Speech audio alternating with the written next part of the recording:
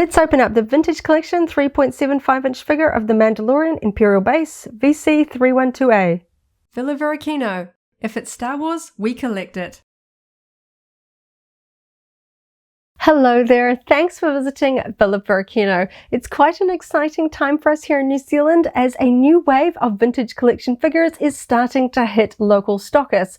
We are on the hunt. We have found 5 so far and have opened up a few of those, including the fantastic Ahsoka Tano Peridea, Jod Narnarwood from Skeleton Crew, and that really cool reissue of K2SO, this time on an Andor series card. Now today we have another Mandalorian figure. This one is Mandalorian Imperial Base version, and if you think this figure does look familiar, that's because it is pretty close to a previously issued figure, and we can see that by the VC number. This one is noted as being VC312A because it is very, very close to the Mines of Mandalore figure VC312. There's a few differences, mainly with the accessory. This time, instead of the Darksaber, we have an Imperial jetpack there. So this one's going to be a little bit more of a direct comparison. I do have the Mines of Mandalore Mandalorian figure on hand to do a comparison to see if we can spot any differences between the two figures, because if you're not really fussed about this one accessory,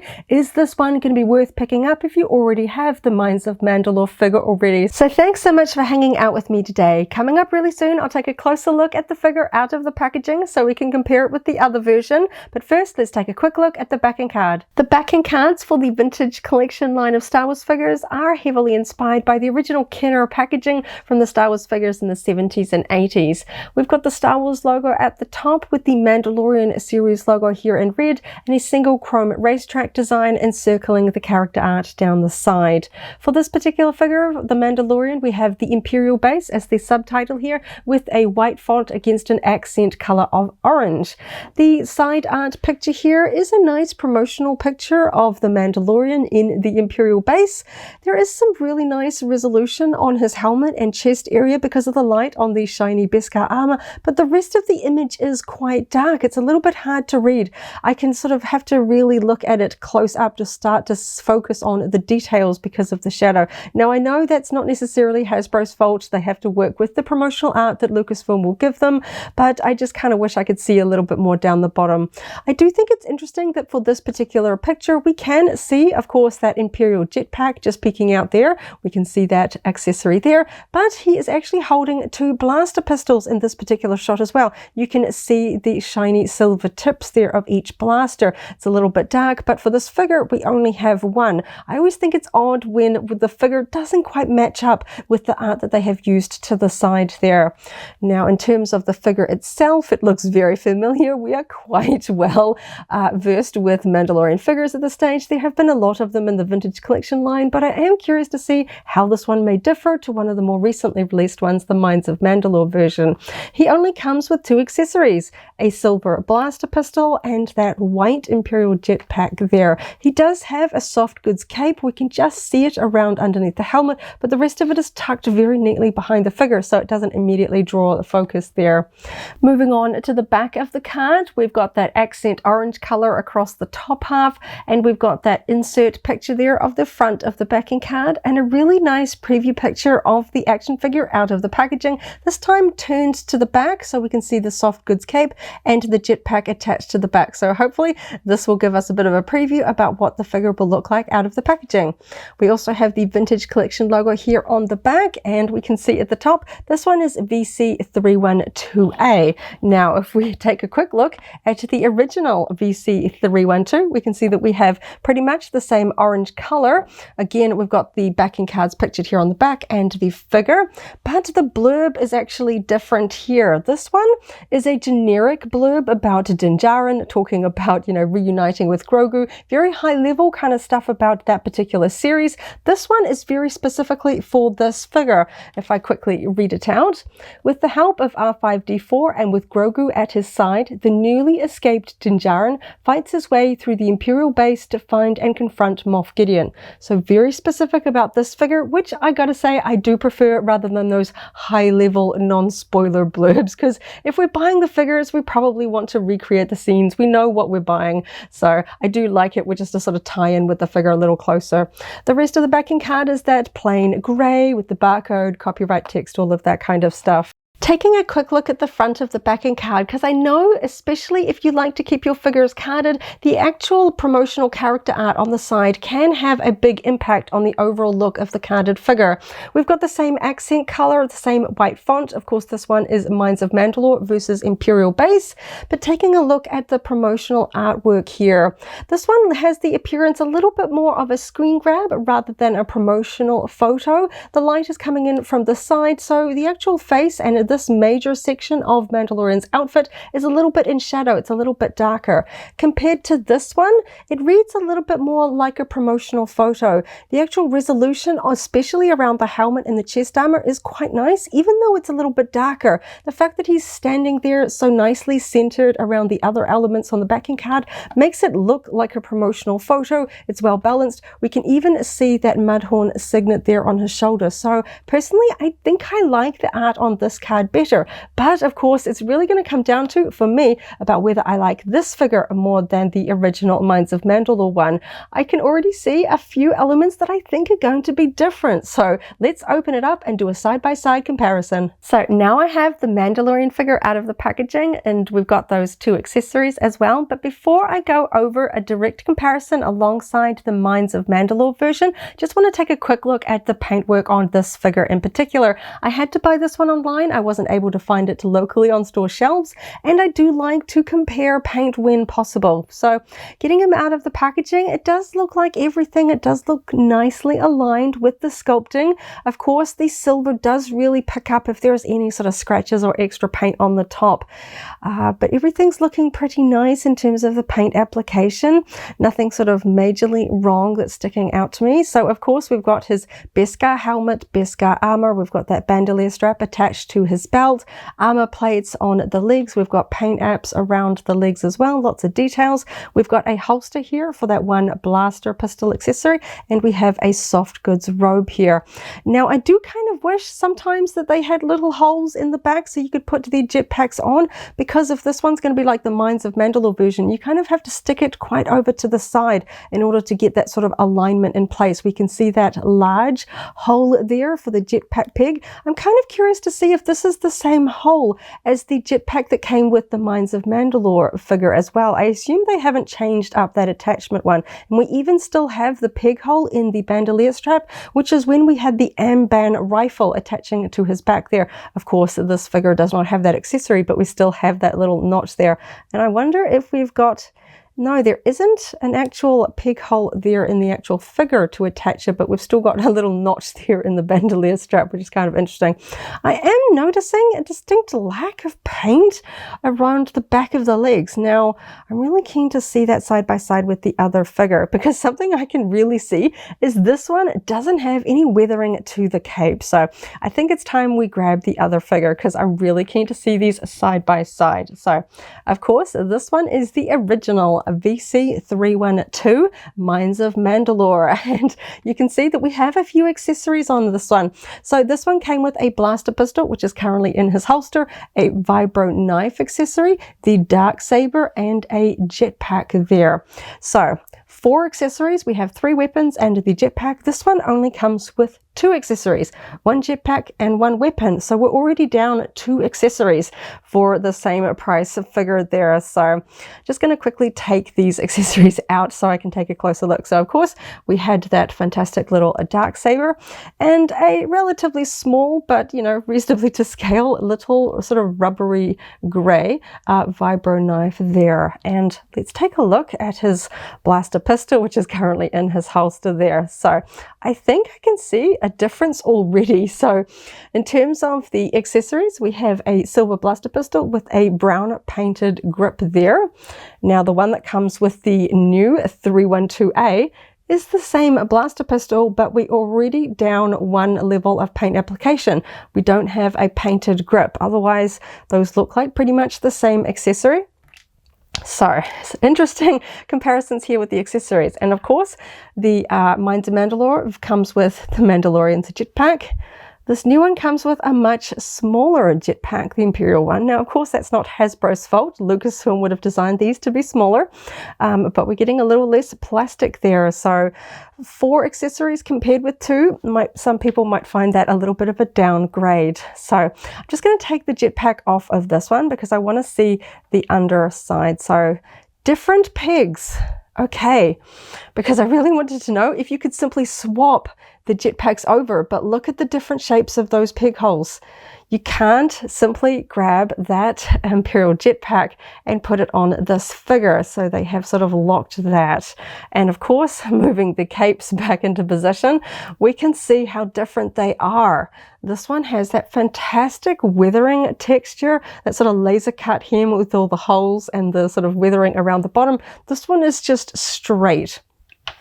We do have a little bit of stitching around at the shoulder. Of course, it looks very nice, tucked in neatly there under the helmet, as does this one. This one comes over the shoulder a little bit, so I do feel like perhaps in the way that it's constructed, it's a little bit different. It kind of wants to cover this arm a little bit. This one hangs a little bit more evenly just behind the back, a little bit more simple in the way that it is attached there. But I think I actually like the way it's kind of swished more off the shoulders. It's not hiding the shoulder piece. This one, it just tends to always sit and cover over that signet shoulder piece there, which is a little bit of a shame, but I do kind of like the way it's sitting around under the helmet there. So getting those accessories out of the way. I don't know why they haven't painted the grip on the new blaster pistol, considering it is pretty much exactly the same as the one that came with this version. But okay, so I'm expecting the sculpting of these to be very, very similar. I know that occasionally Hasbro does sort of improve, upgrade, tweak the sculpting, but considering the designation of 312 and 312A, I'm expecting the figure to be pretty much identical in terms of the actual plastic parts. I don't think they've had the time or the inclination to change up anything, considering that the Mandalorian himself, you know, in world, hasn't had any major upgrades or changes to his outfit, with the exception of that jetpack there on the back. Interesting that the pegs are different. So just taking a quick look, I am already noticing quite a few differences in paint, and to be honest, I find that surprising because I thought from the offset, just looking at these figures online, I thought they were going to be identical. You know, they basically just continue the run of this one and put them on a new backing card, but I can already see some differences there, and not sure how much I like that, to be honest. Okay, so let's start at the chest area. It's a little bit hard to hold 2 figures, but I'm going to give it my best shot. The silver and the chest, very sort of a block marks, nice and easy, well-defined areas. Everything's looking nice. I can see the silver. We've got the iron heart detail there in the chest plate, a little bit covered by that strap. Now we've got the silver sort of capsules painted here on the bandolier across the chest.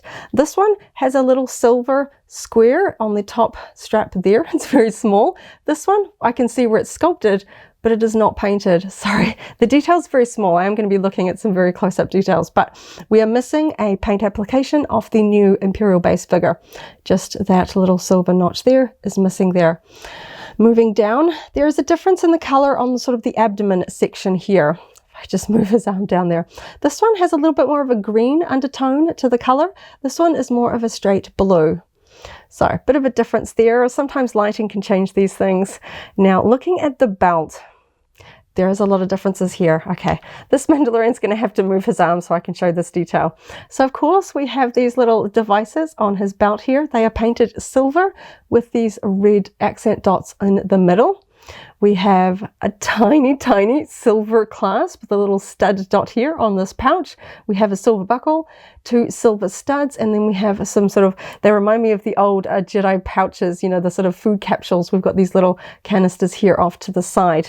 Quickly looking at this belt, there is only 2 sections of paint. Okay, this guy needs to move his arms up. We've got those silver devices, but no red accent paint. They are just straight silver. We are missing the red dots. And in terms of the belt, there is only 1 section that is painted silver, and that is the belt buckle. We do not have the little silver dot on the pouch. We don't have the little domes here off to the side of the belt buckle, and those little capsules are also not painted silver. That's a real shame. Okay, this is not looking good, is it? Okay, so on the back, we've got, again, more silver capsules, a silver section here with that sort of little leather strap there, and more little silver capsules here along the back. Let's take a look at this guy. No paint. There is not a spot of silver on the back of this belt. I know it's covered by the cloak, but this one did actually have those elements. You can see all of those silver capsules and that silver plate. The sculpting is the same, but we don't have the silver paint application.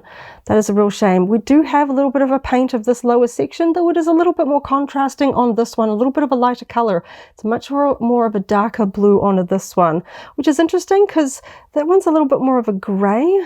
Also, the plastic on the abdomen section is different. This one's more of a shiny, sort of paler brown. This one is more of a matte finish, darker brown. Not sure why the plastic is different there. The gloss on this one is throwing me off just a little bit.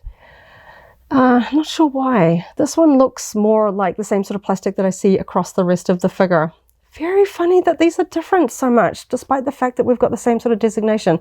Okay, let's flip those cloaks around and continue our comparison down the front. So the holster looks the same.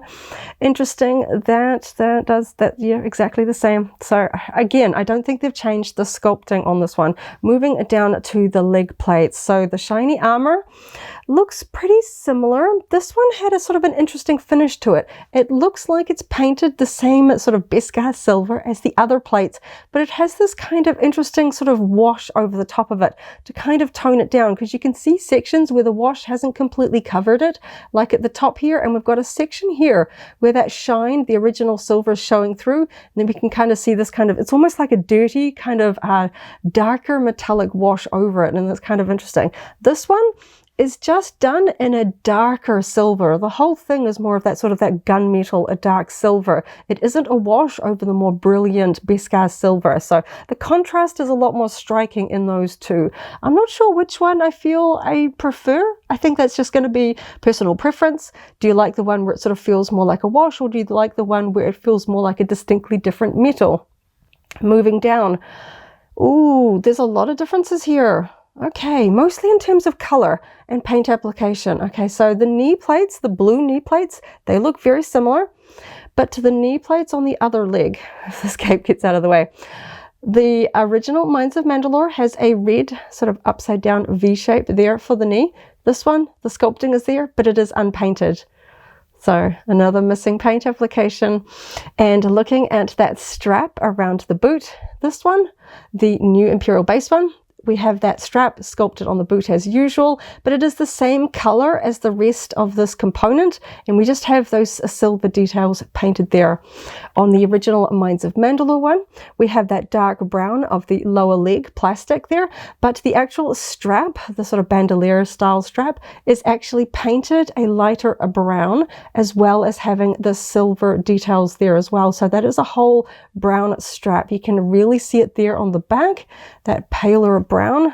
This one, it's simply the same color as the plastic, and we really see that in that back look there. We're completely missing that paint application. Okay, so looking at the rest of it, the boots don't have any paint, and we do have that sort of brown ankle strap on both boots.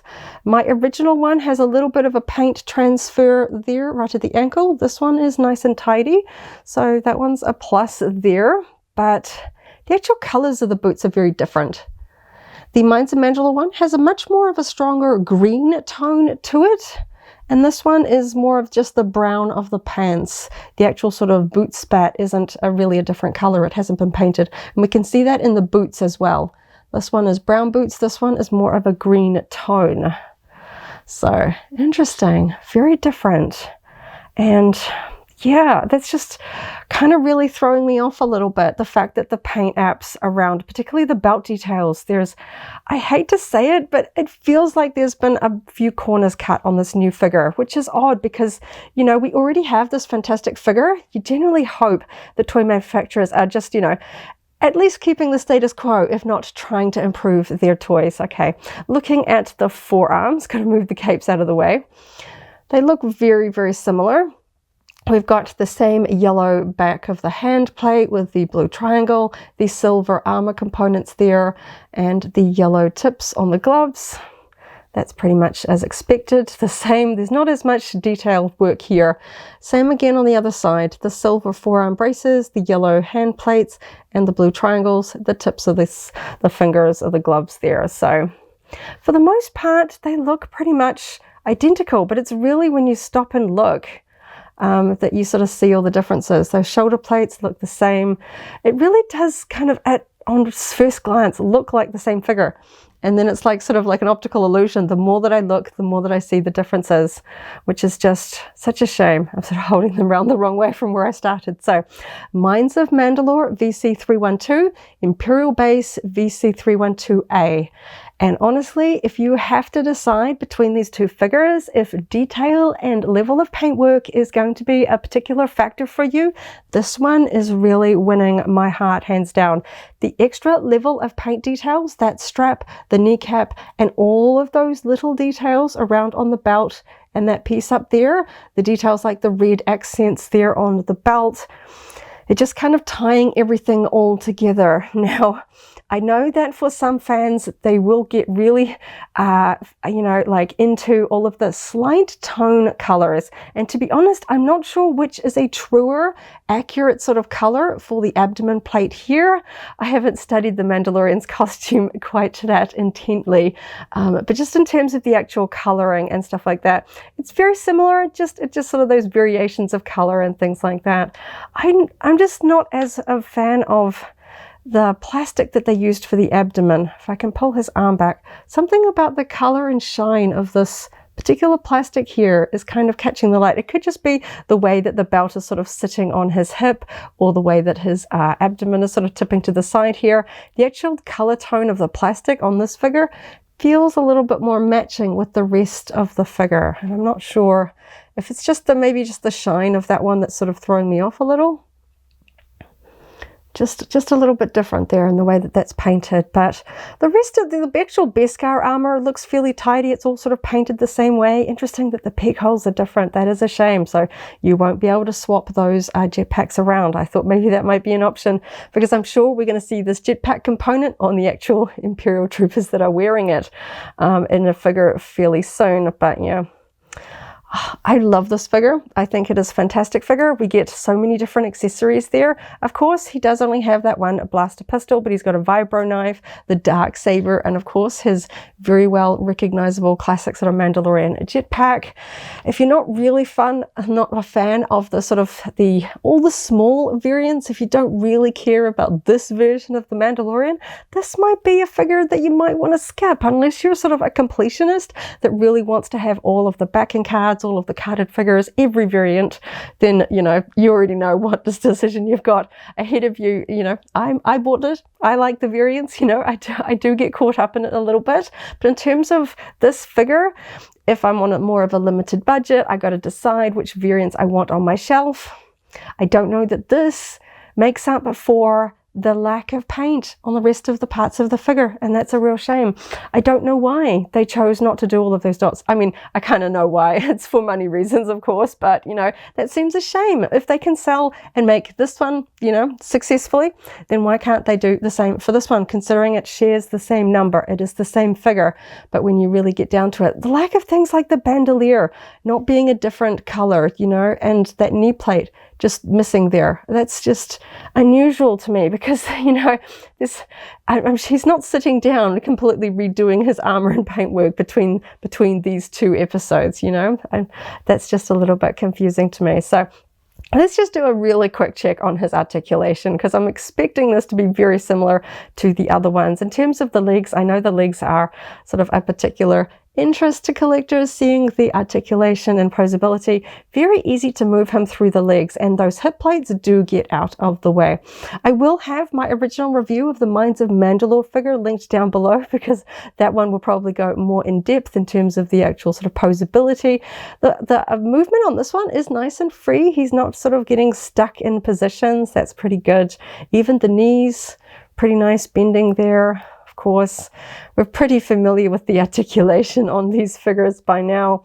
We do have a little bit of limitation, of course, around the shoulders because we've got those Beskar armor bells there, those pieces. It does kind of stop us from lifting the arm up a bit, but of course we can just sort of rotate them and get the arms up that way. He's not going to sort of do the T-pose quite. You sort of have to rotate them back so that those armor plates have a little bit more space in the back to flex there, but still very good movement there. The armor plates are attached. They don't sort of float at the shoulders like, say, the Vader ones, some of the other trooper ones where they have sort of a little strap attachment up the top. These ones are fully attached to the shoulders, so they're not going to move independently there like we do have on some of those ones. And let's just go and attach that jetpack, that one random little jetpack there. So of course we've got that sort of half circle attachment peg there that's going to fit in across the back. Goes in there fairly tightly. You can see a little bit of the peg there because his back is curved and we don't get a complete sort of curve with that jetpack. It does sort of extend a little bit at the bottom, but how is that going to affect how well this cape is going to sit? It's possibly going to be a bit awkward. Yeah, the cape is not really fitting well for me. I find it's a little bit, I know it's when it comes to soft goods, it can be sort of a blessing or a curse. Sometimes the fabric drapes really nicely, but when it comes to fitting around components like this, sometimes having a fixed sculpted piece of plastic can be the better option. And I think for this one, I think I would have preferred a sculpted plastic piece that would kind of fit around that and kind of sit much closer to the body rather than this. This is going to take a lot of time to really work into a good pose. And, you know, because we've got raw edges, you have to be a bit careful with how much you hold them. Otherwise, you can start to sort of fuzz up that raw edge because, of course, it's not sealed in any way. And you start to get little fluffy bits off of it. And it starts to feel like you're degrading your figure by sort of ruining the edges of that nice sort of trimmed fabric there. But I know this is just a quick look, but it's kind of a bit springy and a little bit awkward. Maybe not as bad from the front, but it is a little bit awkward because the cape sits so nicely. I have to say, as I mentioned earlier, it does sit really nice when it's just hanging down the back. It does have a good drape to it there. Just the way that it's kind of sitting towards the back. If I pop his arm down, we can see his shoulder plates nicely. I've kind of moved it there a little bit trying to fit that, but it is a good draping fabric and it does look really nice. It doesn't have any of that weathering there, but it's just sort of that straight across. I know sometimes the weathering can be sort of a bit hit and miss. Sometimes it feels like it's too much. Sometimes it feels like it's perfect, the way that they kind of get that texture there. I really like the weathered edge to this, but maybe some fans maybe not so fond of it. Maybe it's a little bit more like a little too heavy-handed in terms of the weathering. You know, maybe it's not so tattered and full of holes. Maybe you prefer that one because, of course, these straight cut edges do give you the option of attempting a little bit of weathering yourself, so you can decide how much you want there. It's a little bit more of sort of a blank slate, but it doesn't work quite as well. This one is a little bit tricky as well because of the way that it sort of sits around there. You kind of sort of have to pull it and it kind of gets a little bit over the shoulder a little bit there. This one has a long line of stitching to kind of create a little bit of a shape. I feel like that is missing off this one. We don't have stitching around the shoulders. It is just attached around the neck, and then this is just a straight piece of fabric. We've got a little bit of a stitch here around at the neckline, just kind of joining it, but we don't have the shaping that this one does. We've got a little bit of that stitch line here on the side, but then we've got this whole sort of shaping stitch line that goes over the shoulder to kind of create a bit more of a shape. And so the actual cloak itself is also stitched differently. You can sort of see it, the way that that stitching comes in there. It kind of creates a little bit more of a curved silhouette over the shoulders that this one is lacking. So differences there as well, not just the paintwork. So very interesting.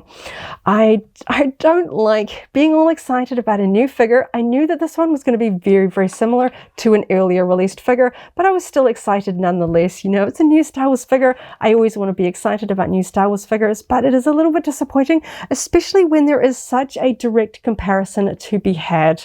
In terms of the accessories, I think we got a little bit of a downgrade. This one had 4, including that jetpack. This one only has 2. I know we don't want just random accessories thrown in with figures. We had a lot of that in years past, and they just end up in a bag stored somewhere if we don't use them. But I feel like because we've got simply less plastic on this figure, then perhaps they could have spent, you know, a few more minutes putting on those extra paint applications that is missing on this figure. So I feel like we're getting a great money's worth on this figure and a little bit more of a simpler downgrade on this one. And that's a really sad thing when you're so excited about a new acquisition. You want it to look cool. You want to be really excited about all the details, especially when we know what Hasbro can do. It's not like we're asking too much or that they haven't done it before. We've got this fantastic figure. So I hope this was useful in terms of whether you are deciding which of these figures to buy. Perhaps you already have this one and you're not sure if you want the new Imperial Base version. I hope this was helpful in terms of deciding which figure. I've been unfortunately a little bit negative in this one just because I love this figure so much. I really did expect a same VC number. We just got that sort of A edition there. I really thought they were going to be exactly the same, and it was going to come down to whether the accessories really make or break it for you, but there were so many other differences. I thought it was a little bit disappointing. So if you've already got this one or you've got it on pre-order, I hope I haven't, you know, completely sort of muddled your decision. I know how it feels when you get excited about figures and then you hear other collectors being a little bit more disappointed about it, and you still want to be excited. So if you're like me and you want to collect them all, then by all means go ahead and collect them all. He does come with different accessories, a different backing card, and I can't help but sort of go into my bit of a completionist attitude at times, and I do still want them lining up on my bookshelf. So as you can see, I bought both of them, but if I have to choose, the Mines of Mandalore VC312, the original version, is going to win out for me. So there you go. Hope this has been helpful. Thank you so much for hanging out with me today as I opened up a Star Wars vintage collection figure and checked it out with its predecessor and did a comparison. I hope you have a wonderful morning, afternoon or evening, wherever you are in the galaxy, and let's hang out again very soon for more Star Wars fun. May the Force be with you. If you're a vintage collection fan, I recently opened up the Ahsoka Tano Paradia figure. That video is linked here in case you haven't already seen it, as well as a whole vintage collection playlist. This is the way.